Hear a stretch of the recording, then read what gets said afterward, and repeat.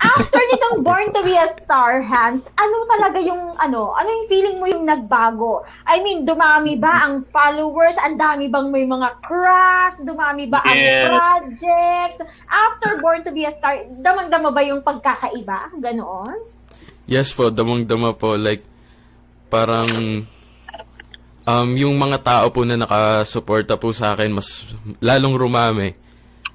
Di katulad po dati na yung family ko lang po, ganun. Sila po talaga kasi yung sumusuporta po sa akin. Ngayon po, may mga GC na po, like Hans Movers, mga ganun po.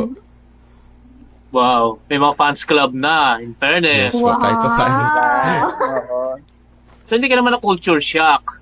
Alam mo na, siyempre, pagka ganyan, kung di ka sanay na kung medyo private kang tao, di ba? Eh ngayon, public figure ka na, no? Alam mo na mga fans, yung iba minsan, they go beyond sa limit, no? Lalo kung gusto kanila. Na-culture siya ka ba?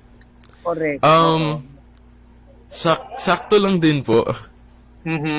So you love the thrill na hinahabol-habol ka ng mga pag-gets na girls. Yes. You know, alam mo naman sila, no? Minsan yung iba, diretsahan magsabi ng mga yan, na-crush kita, di ba? Ganun ganyan. Love kita. So hindi ka na ano doon? Parang overwhelming po siya, pero masaya naman po. Parang masaya po sa feeling.